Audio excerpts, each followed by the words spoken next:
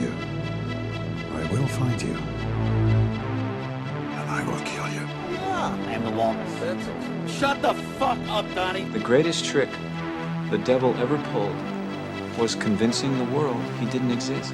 What we've got here is failure to communicate. Mrs. Robinson, you're trying to seduce me. Aren't you?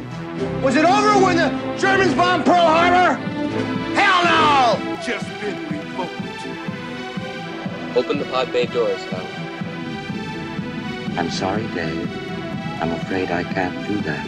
I want answers! I want the truth! You can't handle the truth! Because it is my name! I see dead.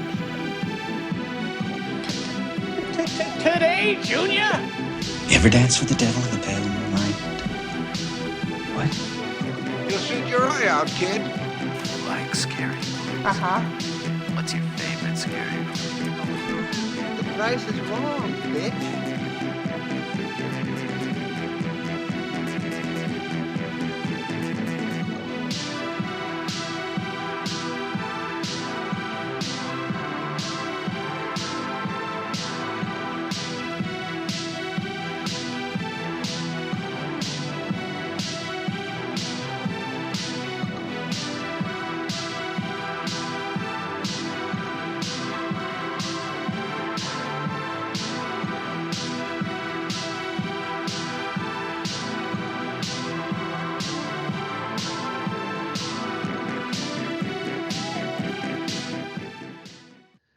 Welcome to Critics Not Cynics, the podcast that tries to prove that you can be a critic without being a cynic. And I'm actually joined by both of my co-hosts this week. So that's a first in a while, especially with all of us here on video for the first time, all three of us.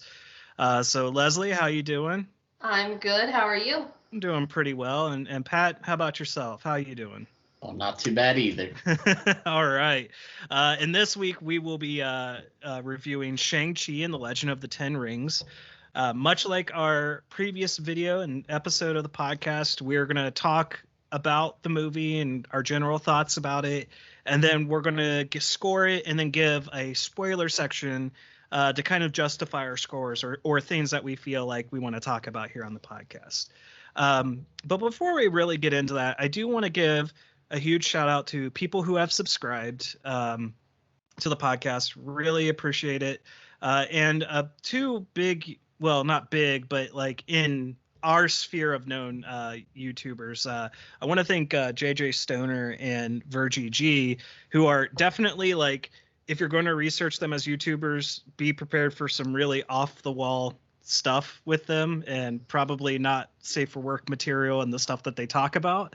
But they have really helped kind of push the channel a little bit and get us some more subscribers. So I just want to show some appreciation to those channels. And if you like really dark humor and crazy humor and not what would you describe it? Not maybe appropriate humor.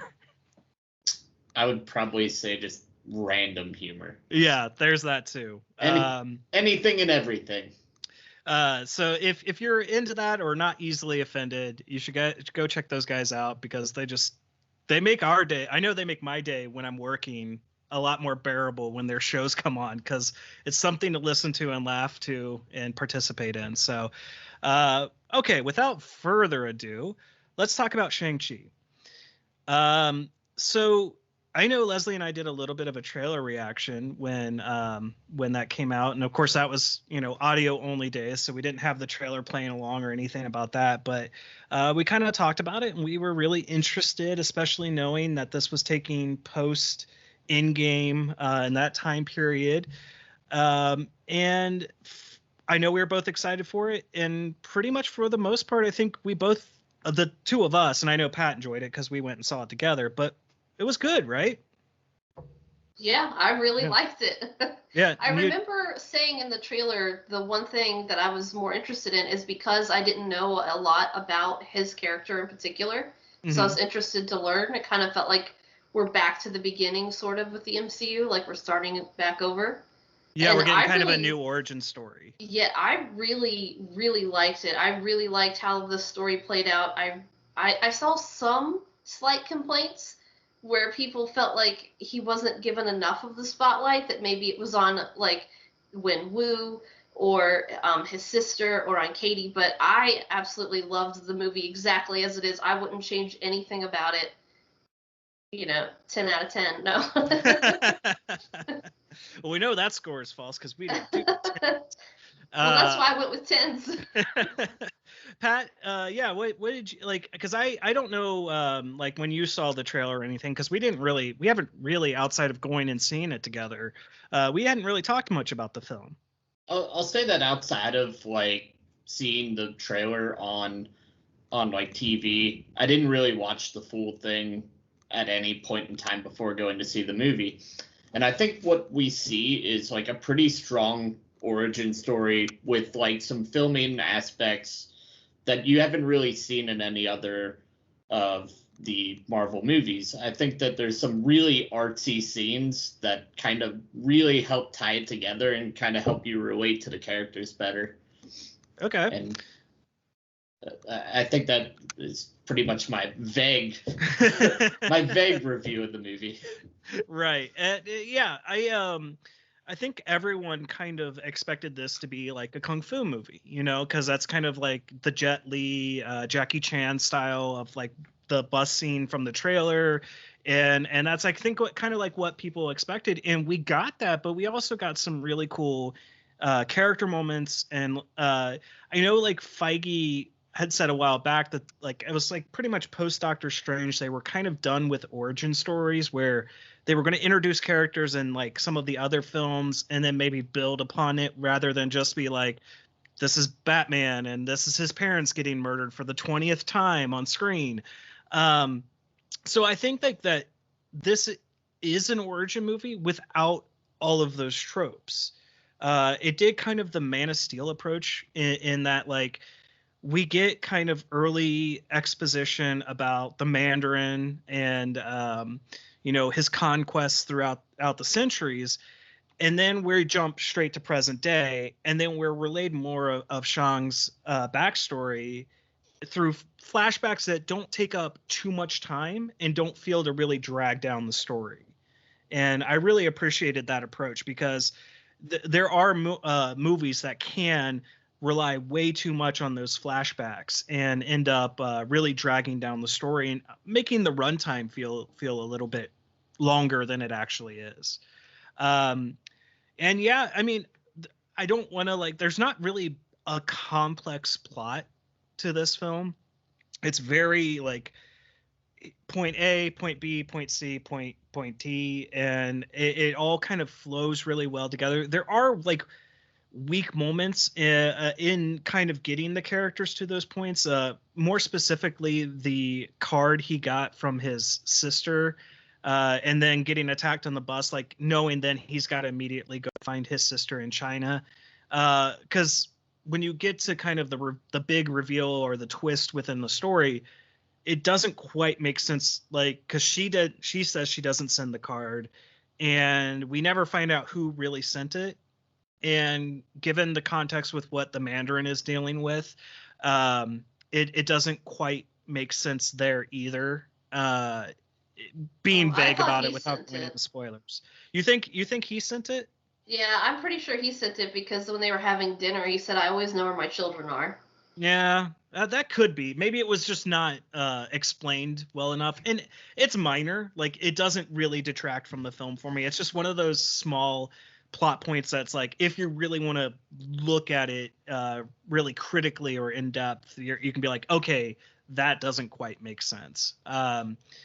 But I think also that the cast was all really strong. I liked Awkwafina. I really liked Simi as Shang, and I would butcher some of the other actors' names, but his sister, and then the Mandarin. I'm only going to say the Mandarin. I know he's got an actual like Wen-Wu, but I'm just going to call him the Mandarin throughout this review.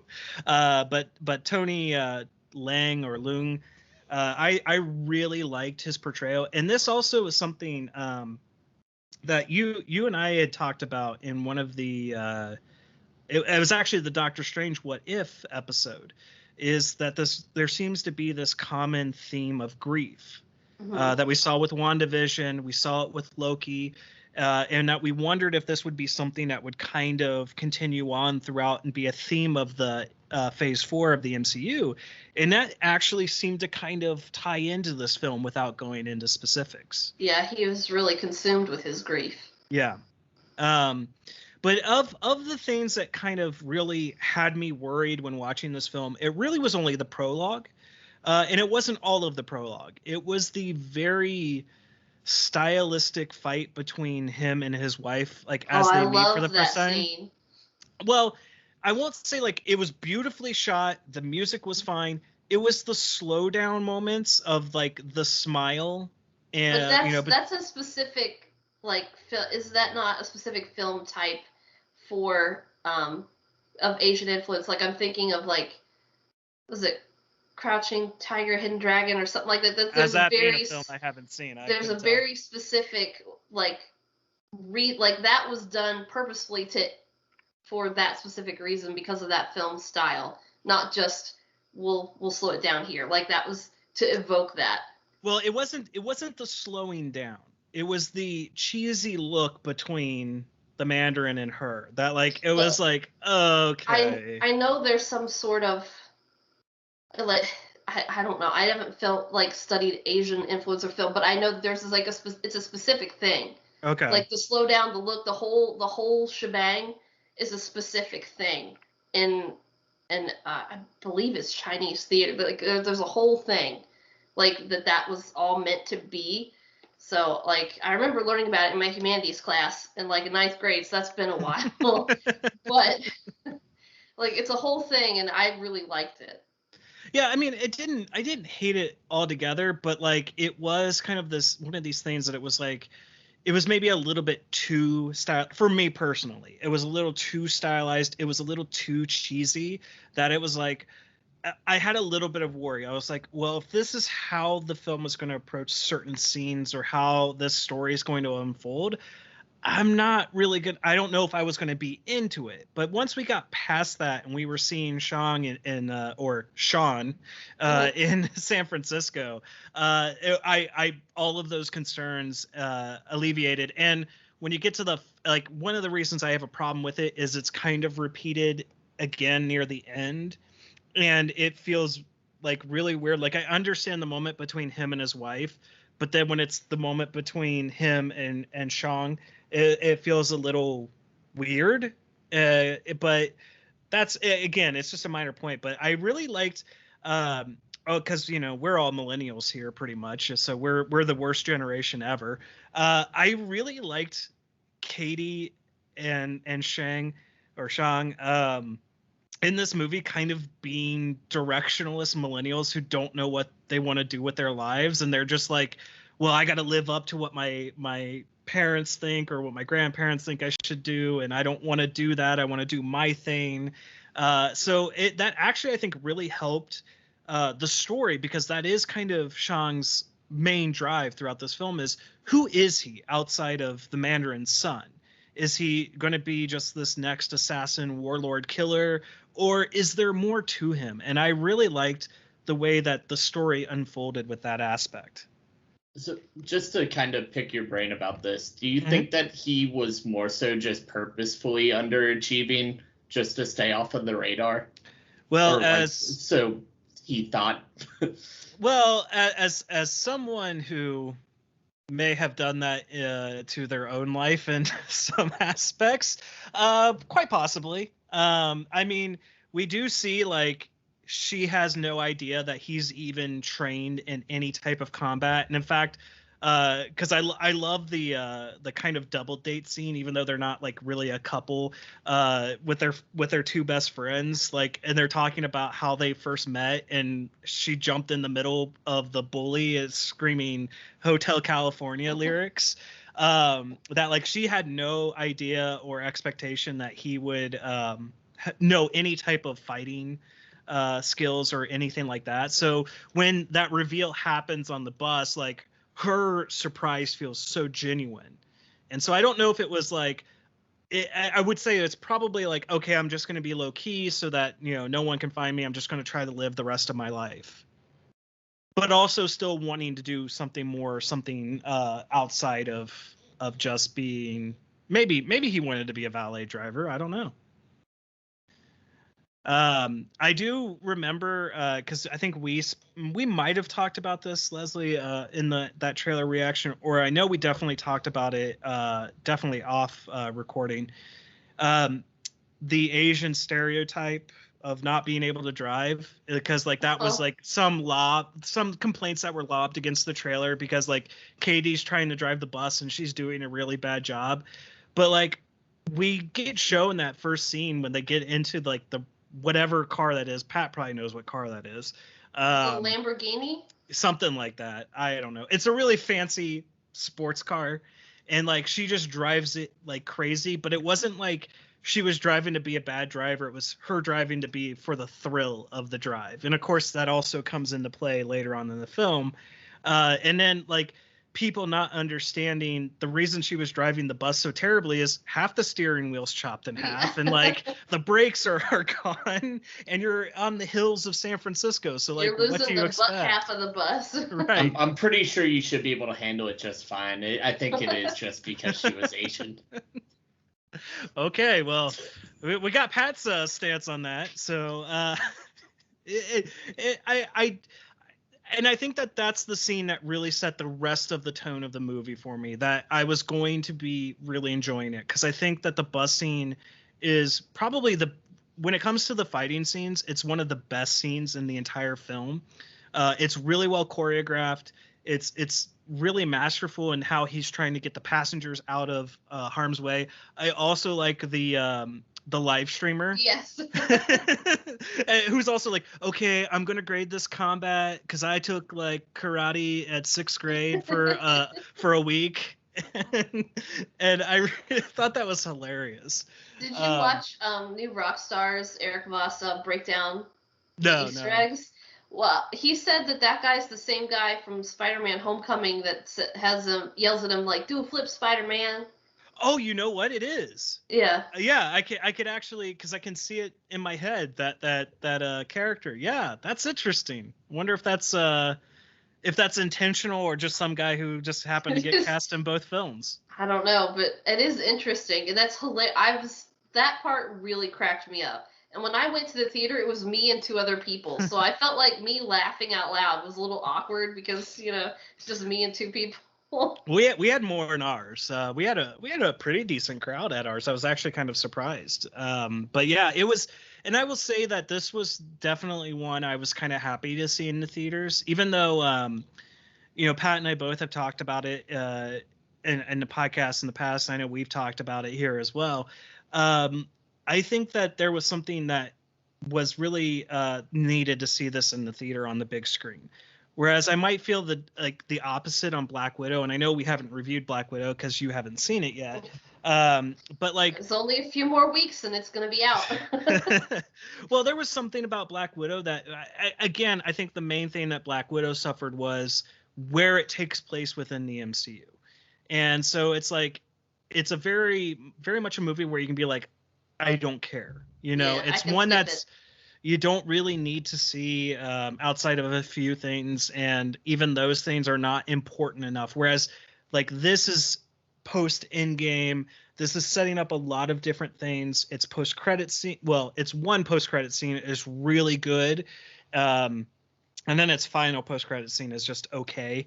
But it just did a really good job of kind of feeling like that pre-COVID movie theater experience, and it was just kind of really nice to see it with some other people. And I mean, I would have hated watching it at home or anything like that, but it was kind of nice to see it in the theater. So maybe I'll feel the same way when I go see Eternals in theaters, since that's taking a page out of Shang-Chi's book.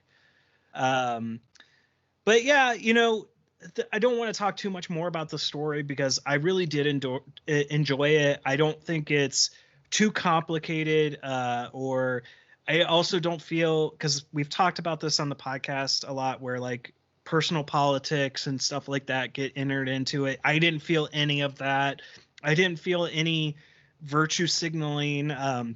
I know some reviewers, and I actually unsubbed from one, and this is the one I usually complain about, because he immediately, like, first off, he says that there's no messaging, there's no show, strong woman, weak man, or anything like that. And then immediately goes, oh, but, they made Shang a weak man in the film. And I'm like, wait, you just said there was none of these things, but now you're saying there's this thing here.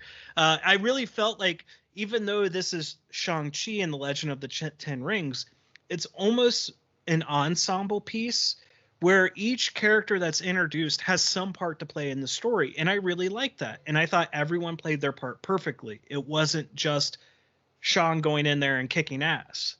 And then one complaint we always have about Captain Marvel is we don't see Carol fail. We don't see her ever, like, we're just told she's powerful and we only see her as powerful. We know he's powerful, but he also has his own failures and his own hang-ups that we do get explored through all of his kind of flashbacks, nice story beats, kind of that dueling relationship with his father. And so when it gets to the final climax of the scene and he kind of becomes the hero, it feels earned, whereas Carol didn't ever feel earned.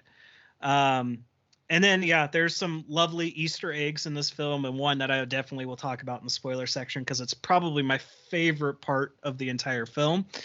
So what do you guys, before I give my score or you guys give your scores, what else does anyone else have to say about story, characters, action, anything else?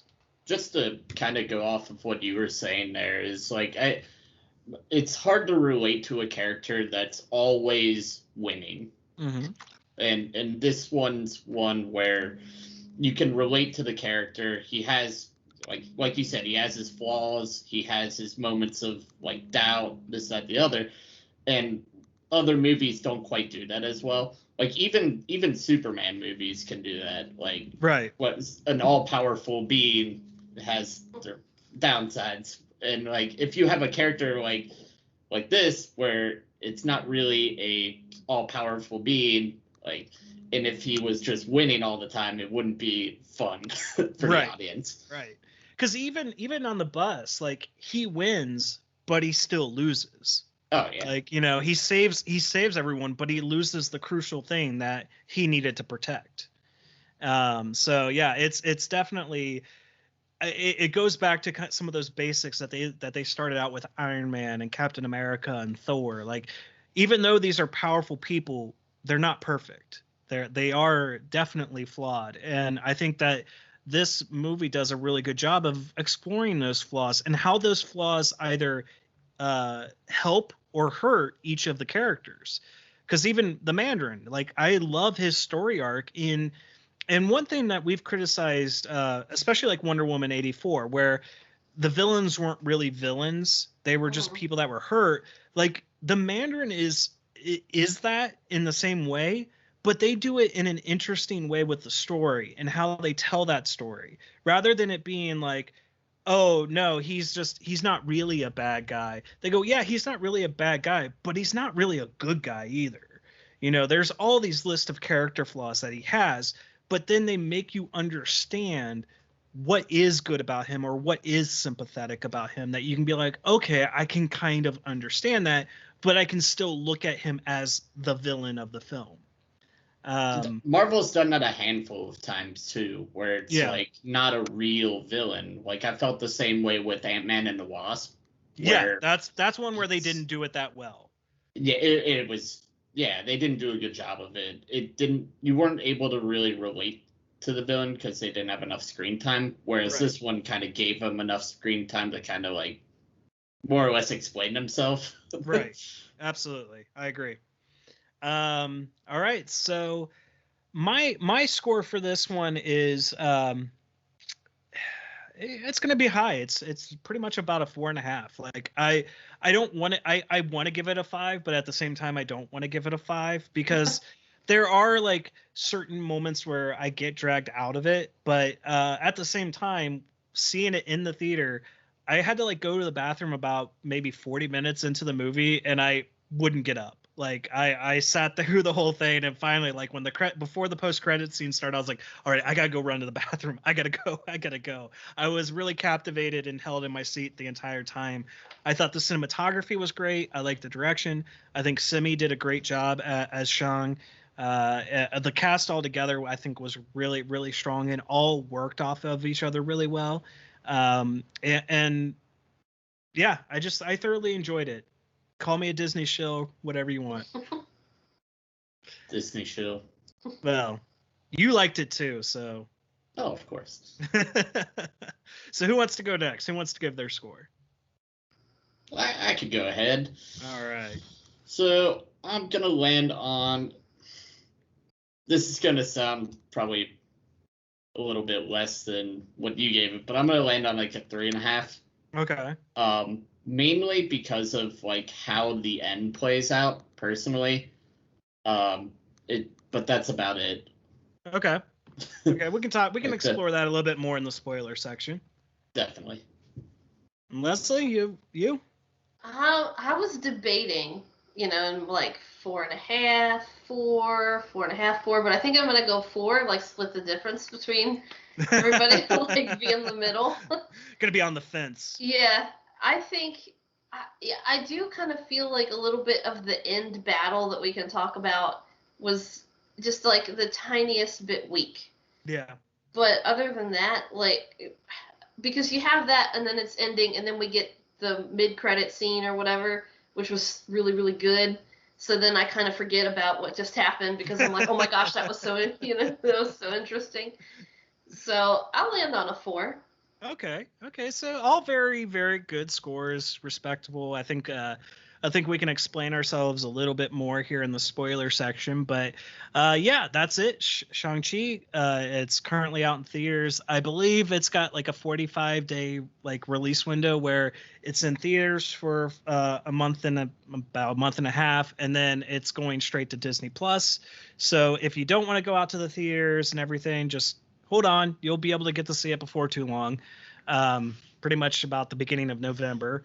And by that time, Eternals will be coming out, so you'll be well prepared for movies coming out. And so if you aren't going to check it out, or if you haven't seen it, we're gonna go ahead and move into the spoiler section. So you have been warned. Here's your chance to bow out of the video, the podcast, and then come back later and listen to our spoiler thoughts. So the 45-day window will end October 18th, so I would expect it to be on Disney Plus not long after that. Right, yeah, because I think Black Widow goes on Disney Plus here, like you said, Leslie, in the week or so. I think so.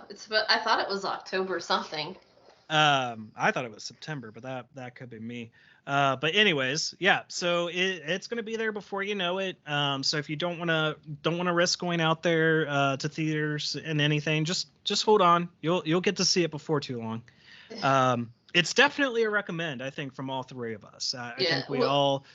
Go ahead. Oh, I was just gonna say, well, as far as theaters go, like depending on what area you're in, if yours is closed down, because I haven't been to the theater since Rise of Skywalker.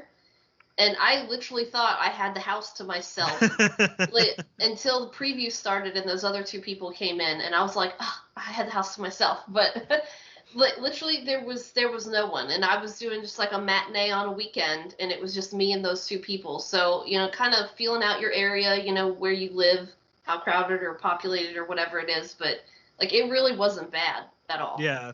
Well, for us, like we saw it, of course it was Labor Day weekend. I was on vacation. We saw it matinee first showing, but that was a Friday, and again, Labor Day weekend. So, you probably had some kids out early or some people off work early.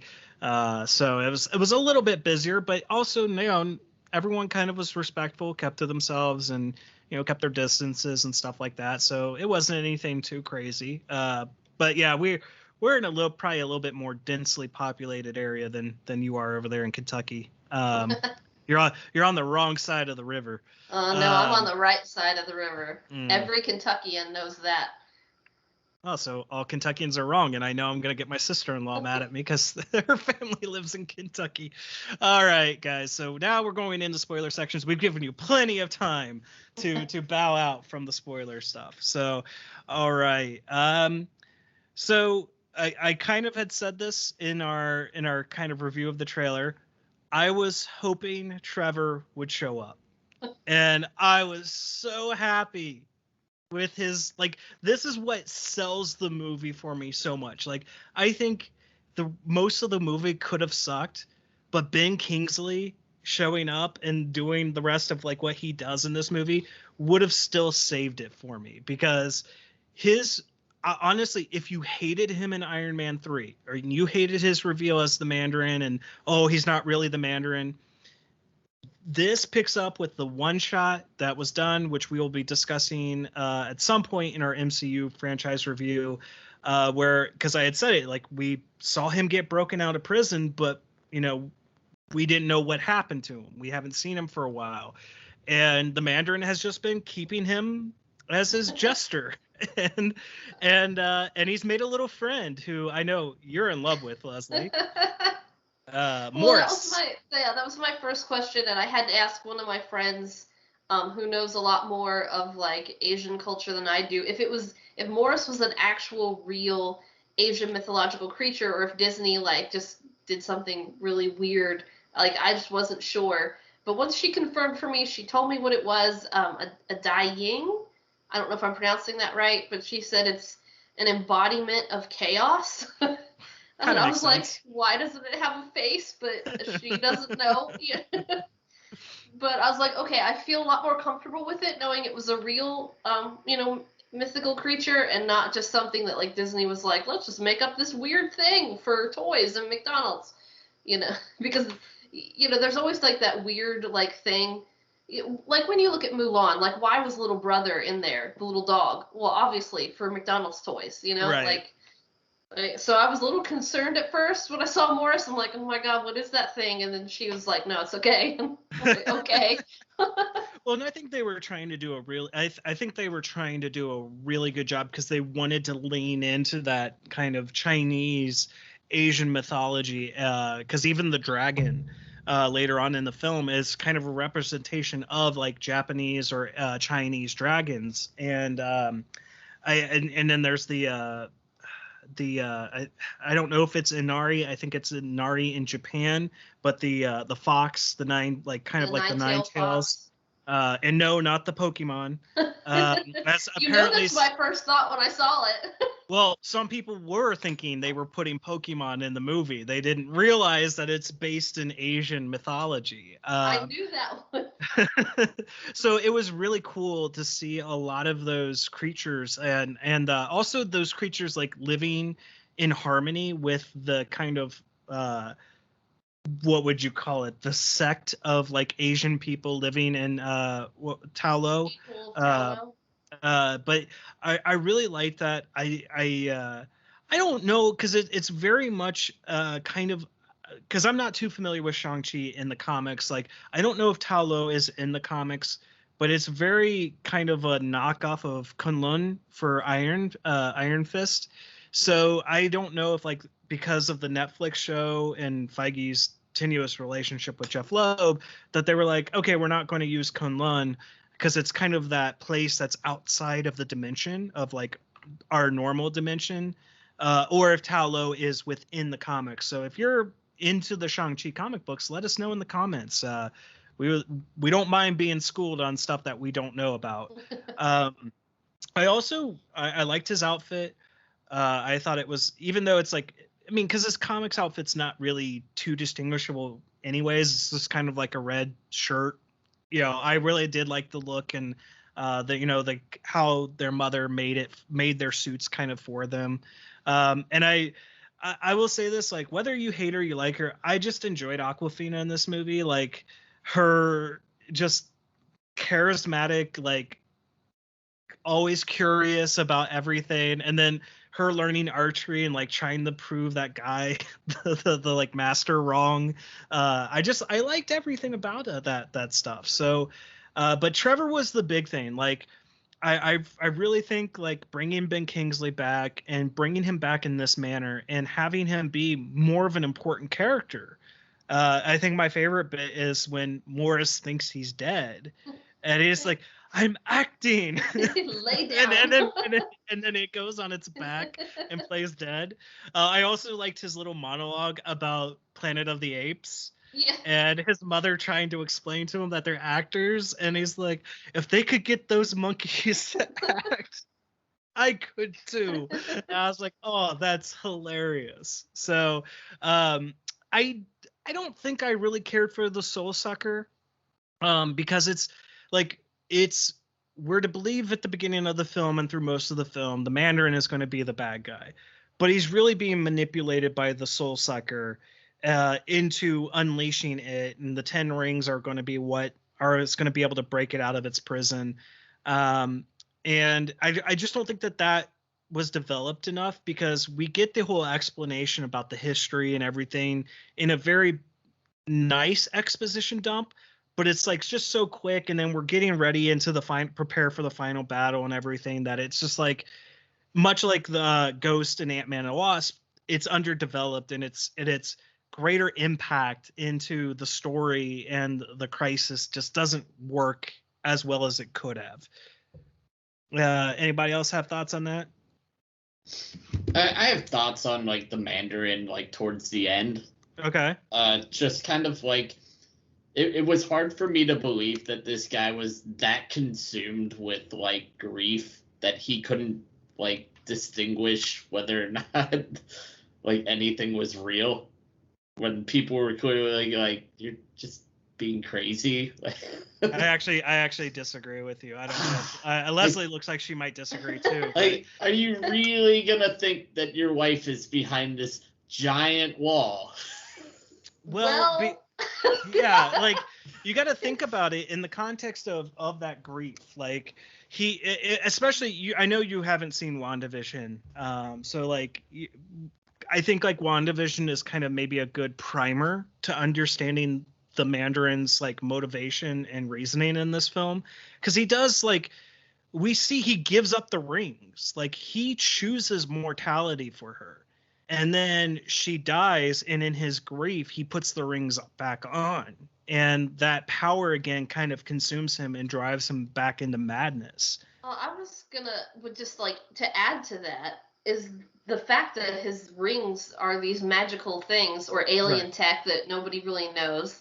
And he's already lived, what do they say, like over 1,000 years? Thousands of years, yeah. So I feel like all of that is like this on top of this on top of this, that like all combined when it weighs down onto you. And he's like, he technically wasn't there when she died. He showed up after she was dead, but she's already from a magical dimension that he was trying to find, kind of like Hitler trying to collect all the magical things, that it's like, maybe it's not beyond the realm of his possibility that they like took her soul and put it back there or something.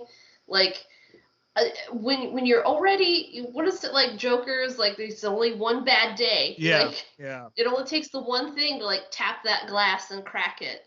Well, I think it was enough. Not only that too, you got to think about, he lived centuries before meeting her. And she was the one thing that kind of brought him back to humanity, because he doesn't meet her until like the 90s. So it's like he's already lived, through Genghis Khan and all of that, and, the Roman Empire and like French Revolution, all that stuff, like that. This was the one person that brought him back to his humanity before he found the rings. And then he gives those rings up and starts a life, has 2 kids, and then he doesn't start really negatively impacting the kids' lives until she dies. And then he blames Shang, and he basically shuns his daughter and goes back on this pure revenge thing. So it only takes like an evil being to take that little bit of grief and maybe determination and twist it into this all-consuming, no, I don't believe you. I've never been able to get into Ta Lo. They turned me away. They wouldn't let her come back.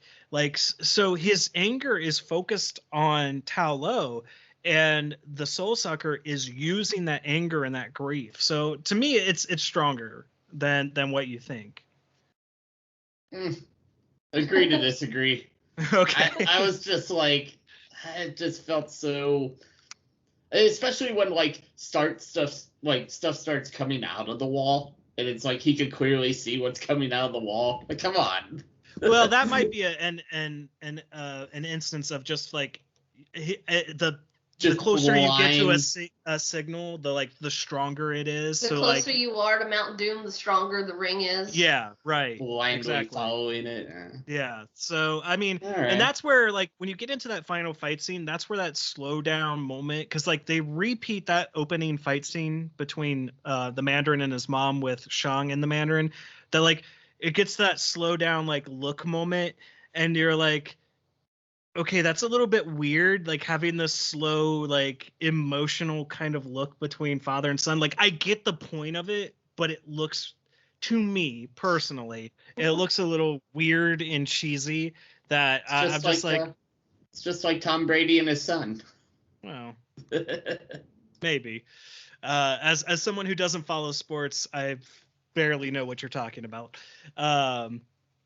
But yeah, that's where like I was saying, like that reflection of that scene just seems a little bit weird, but at the same time, I enjoy that final fight. I like the fight between the rings, like the rings, one set of the rings deciding that he's a worthy successor. The other rings are still stuck with the Mandarin, and it's not until, the Mandarin really realizes what's more important to him is protecting his son, that he passes, like all the rings go to Shang. So I really did enjoy that too. But I do also think that all the Ta Lo stuff happens in the last third of the film, and it's just kind of rushing then to that conclusion. But I will say I also like the final scene. Again, we're getting back to that double date, and they're talking about all this fantastic stuff they did, and their friends are like, okay, is this because we made fun of you like last time? And then Wong comes walking in. It's like, we need you to come with us right now. and then also, oh well, no, that's in the post-credits thing. But yeah, so those are some of the bigger kind of spoiler moments that I think like that's what I knock it down a little bit for. And we got kind of the second appearance of Bella. She likes being a pain to you, Pat. Only towards the end, both times. Of course. But yeah, it was, those were some of the things that kind of impacted my score, where it's like, it's not bad enough that like I really have to ding the film for it. But it is some things that I noticed watching it through on the first time. So in Ta Lo, I have a question. Either it was just me. When Sean and Katie are just talking, and we know at the beginning that like her grandfather's dead, and he's like, I'm not who you think I am. Did you think it was going to go for that turn where like I did come and I did kill the guy and it was your grandfather? No, I really didn't. That's what I was expecting. The only thing but I might was just expecting. Be too much into like the murder mysteries. Like I was expecting him.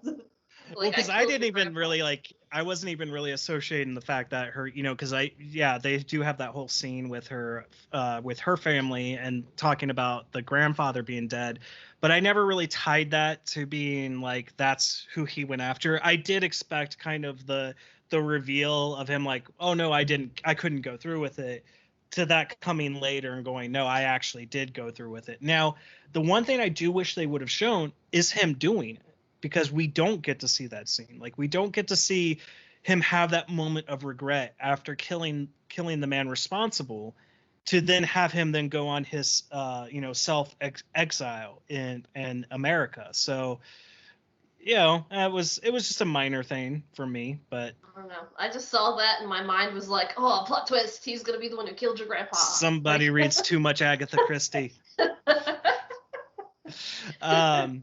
So let's go ahead. Stop. Like, one more thing. Yeah. Do you think there's anything to this, like, from WandaVision to Falcon and Winter Soldier to What If, that we've been seeing, to Loki, we've been seeing more of these like odd celestial creatures. Like we saw the tentacle creature in What If. We've got Elias and Loki. You know, we've got that weird soul sucker thing in this movie. Like we're getting more of those kind of creatures. And then if you've seen the previews for Eternals, like, does it look like we're going in a direction here? Well, I would say quite possibly, especially since like they're saying that Eternals is going to have some monumental impact to the MCU. What that impact is, I don't know. I know we have the Celestials involved, and if you're not too familiar with the Celestials, go back, watch Guardians of the Galaxies. They are mentioned, not also to mention that Nowhere is the head of a Celestial. That's going to happen, and may quite possibly what are they called in Eternals? What do they call those things? Divergence or I can't remember the term that they call them. Deviants.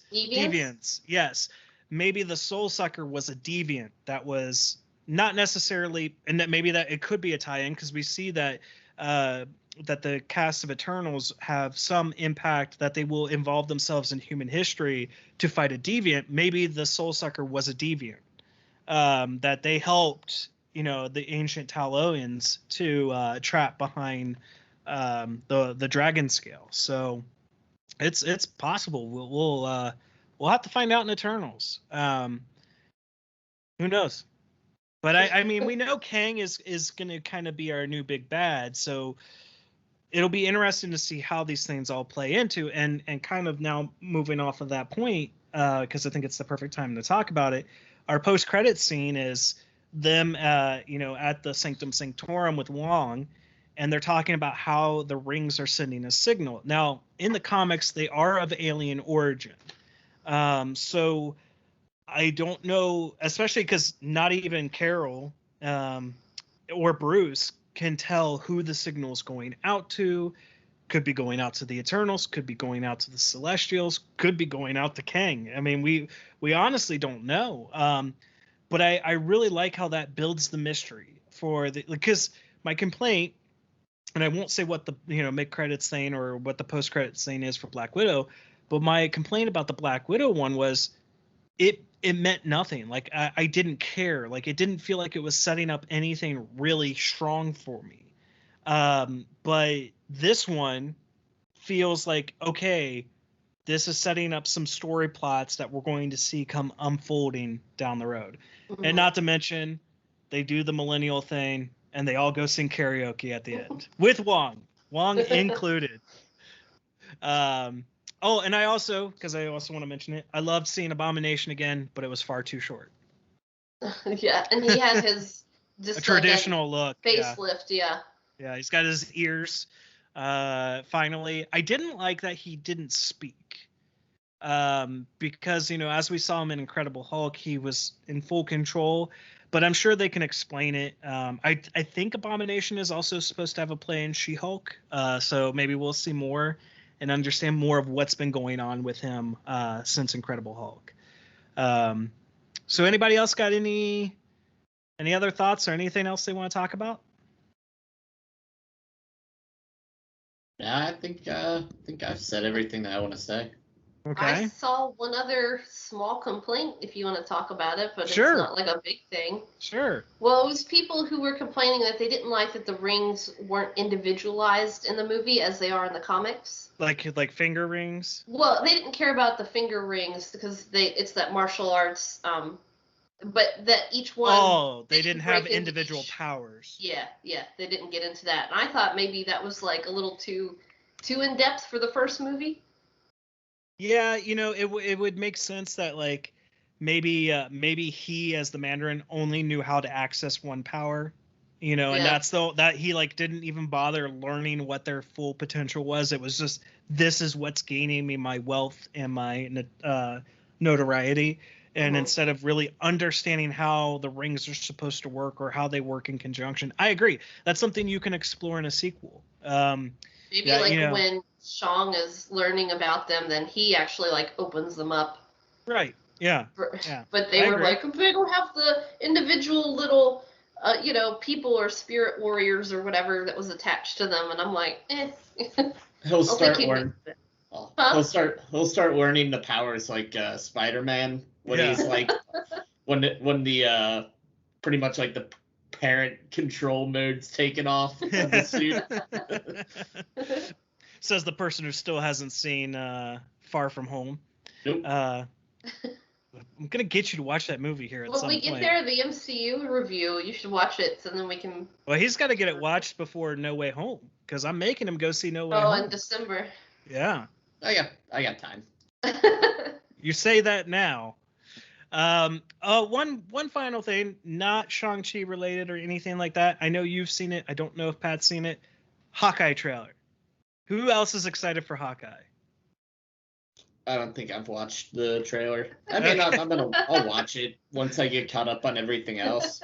I'm really excited for it. I think it looks really, really funny and yet serious at the same time. And I'm more intrigued about Kate and how she is wearing, or why she's wearing his Ronin attire.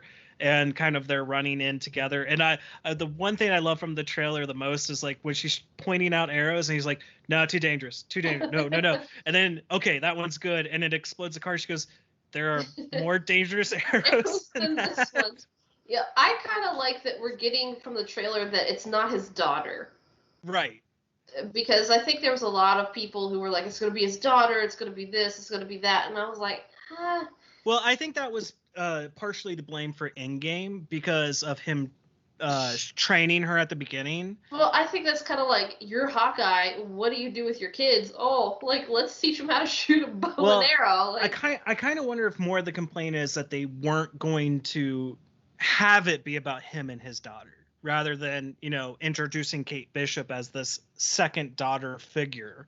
Sort of. But like at the same time, Kate Bishop is an established character in the comic books, and his daughter is really only because of Joss Whedon writing a family for him in Age of Ultron. So it's like you kind of hamstring them a little bit on it. But I like this. I just like what they're setting up there, that it's kind of going to be this gangland warfare type thing, and him kind of facing repercussions for his actions as Ronin during the 5 years. So it's him having to really make amends for going around murdering mobsters. So and if you can get tickets to Rogers the Musical, I'm down for that. That's I know you want to see it. That's the one part that I'm like, oh God, they're gonna make that so bad. I don't care. I'm here for it. I'm here for it all day. All right. Well, I wanted to talk about that briefly. Pat, you're always a rock when it comes to, finding trailers for some things. So, I wasn't expecting too much from Hawkeye on you on that one. I haven't gotten around to it. I mean, he catches a Molotov cocktail and throws it back at them. I mean, that was pretty cool in the trailer. And we don't have long to wait for that. That's going to be here in November, end of November. So we're getting plenty of Marvel content. And again, I think I'll say this, like, I was very cautious post Endgame on how the MCU was going to move forward. And I got to say, I'm not as worried. I'm really enjoying, outside of a few things, like some of the episodes of What If are just okay, and some of the episodes are fantastic. WandaVision was great. Falcon and Winter Soldier, unfortunately, was not as good as it should have been. And Loki was great, so I have nothing to think that Hawkeye won't be good. And we'll see if Eternals, I know you're more excited now for Eternals from that second trailer. I'm still wishy-washy on it a little bit. But I'm looking forward to seeing it, but I'm still worried about it because it's introducing so many characters. And it's like characters that not like nobody really knows. Like nobody really knows. And there's so many people with so many A-list actors. It's like, how do you give them all the screen time they want? It's just kind of, I feel like there's a lot that needs to happen in that movie, and I'm kind of worried if they'll be able to achieve it.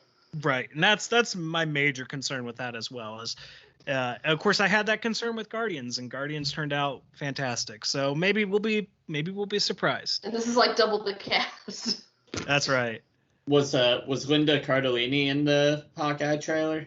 I know the family's there for the dinner, but I didn't specifically look for her in it. But I wouldn't be surprised. Okay, I might check it out. All right, then that's a little odd note to leave on there with him. Hey, man.